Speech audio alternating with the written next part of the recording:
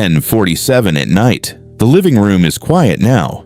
You're on the couch, exhausted, the kind of tired that sits behind your eyes, and then you see it, the curtain, shredded at the bottom.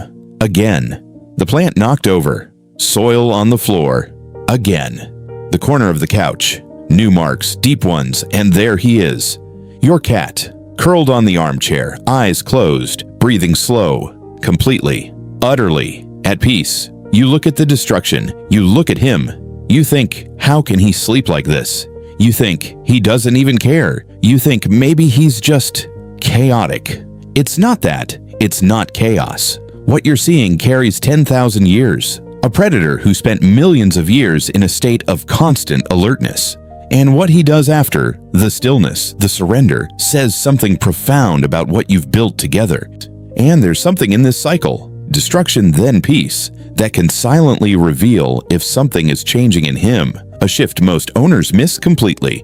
We'll get there. To understand what this pattern carries, we need to look deeper, not as frustration, as observation. Researchers at the University of Lincoln studied the activity patterns of domestic cats across hundreds of households. What they found, cats cycle between intense bursts of energy and deep, almost comatose rest. Not randomly, rhythmically. The destruction and the peace are not separate behaviors. They are one cycle, two halves of the same sentence. Dr. John Bradshaw, anthrozoologist at the University of Bristol, spent 30 years studying feline behavior. He describes it this way: the cat who attacks, runs, nearly destroys, then collapses into stillness, is completing an ancient sequence, one that existed long before your living room. The body speaks. The question is whether you're reading the full sentence or just the part that frustrates you. But to understand the real weight of this cycle, we need to go back. Long before curtains, long before couches, long before you, 10,000 years ago. The Fertile Crescent. Your cat didn't exist yet. What existed was Felis libica, the African wildcat, a solitary hunter, no pack, no backup, no second chances. The wildcat lived in a world of absolute stakes. Miss the hunt, starve, hesitate, become prey, relax at the wrong moment, die. In the wild, Felis libica hunted in explosive bursts, seconds of maximum intensity, every muscle firing, every sense sharp. The attack was everything, fast, violent, total. But here's what most people don't realize. The hunt wasn't the hard part. The hard part was what came after. Researchers at the Smithsonian Conservation Biology Institute documented that wildcats spend up to 16 hours a day in rest states. Not because they're lazy, because they have to. The explosion of energy, the hunt, the chase, the kill, depletes everything. Muscles, glucose, nervous system. A wildcat who couldn't shut down completely after hunting wouldn't survive the next hunt. The deep sleep wasn't comfort, it was recovery, mandatory, non-negotiable. But there was a problem. In the wild, sleep is death. A sleeping predator is a vulnerable predator, so the wildcat developed something specific, the ability to cycle rapidly between explosive action and profound stillness, destroy, then peace, attack, then surrender. All systems on, then all systems off. Your cat still carries this code. Every cell in his body knows the sequence. Hunt, rest, hunt, rest. 10,000 years of survival programming. And yet, in your living room, there's nothing to hunt.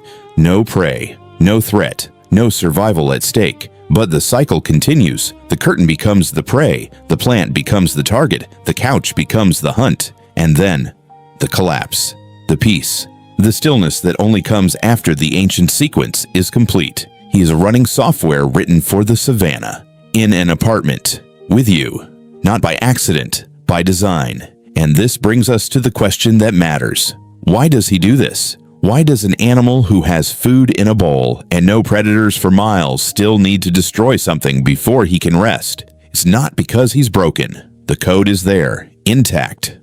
It's not because domestication erased the instinct. Watch what happens when a fly enters the room. The ancient hunter wakes instantly. It's completion. Dr. Sharon Crowell Davis, veterinary behaviorist at the University of Georgia, explains that cats need to complete the predatory sequence to access deep rest. Stalk, chase, grab, bite. Without completion, the nervous system stays activated. The peace never comes. Your cat isn't destroying your things out of spite. He's completing a sentence his body needs to finish, so that what comes after, the stillness, the surrender, becomes possible. And this brings us to what really matters. Not the destruction, not even the peace. What happens between the two? When your cat tears through the living room, then curls into a ball and falls into perfect stillness, he's not being chaotic. He's showing you something.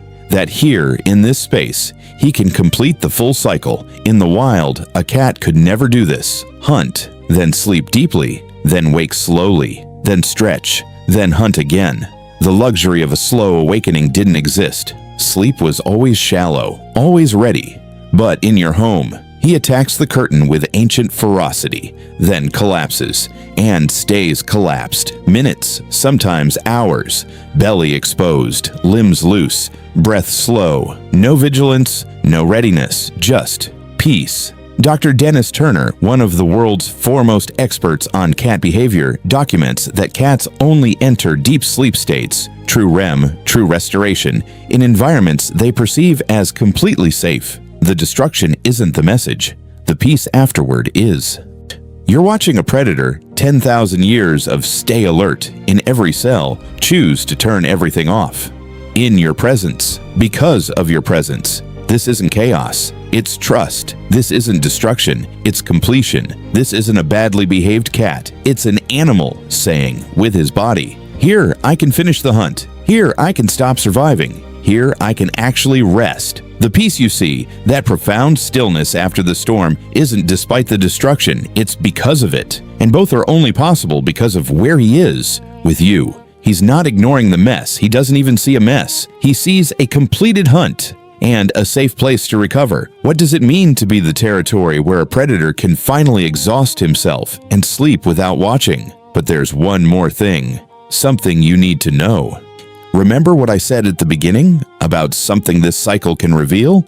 Here it is. If your cat has always done this, the bursts of energy, then the deep collapse, this is the ancient rhythm working, the predator completing his sequence, the bond holding strong. But if your cat who always had these explosions of energy suddenly stops, if the destruction disappears but so does the deep peace, if he becomes still but not the good stillness, the vigilant stillness, pay attention. Veterinary behaviorists document that a sudden drop in activity, the disappearance of the hunt-rest cycle, can indicate pain, arthritis, internal discomfort, something that makes movement costly.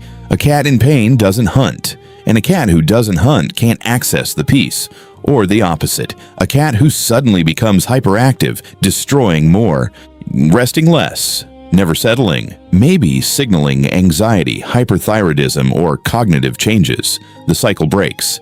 The peace never comes. Your cat doesn't have words, can't tell you that something changed, but he can show you. The rhythm is his language. I hunt, then I rest. When I can't do both, something is wrong. The owners who know the pattern are the ones who notice when it breaks. To observe the cycle is to read a language older than words. So, next time it's 10:47 at night.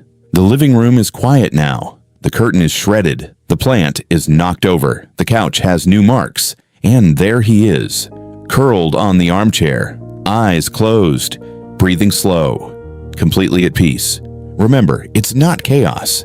It's 10,000 years of hunt and rest being completed. It's a predator who needs to finish the ancient sequence before his nervous system can surrender. It's him saying, with every attack and every collapse, this is the only place where I can do both. Hunt fully, rest fully, because I'm safe here, because of you. He doesn't understand peace the way you do. He understands it deeper. Peace isn't the absence of destruction. Peace is what becomes possible after the hunt is complete. And he's showing you every single day that you are the place where the hunt can end. This is what we do here at Paw Consciousness. We look at the small gestures and discover what they're really saying. Tell me in the comments, what does your cat destroy before he finds his peace? And where does he go to collapse afterward? Subscribe to keep discovering what the small gestures are saying. And in the next video, why your cat doesn't need your approval, what he understands about freedom that most humans never will.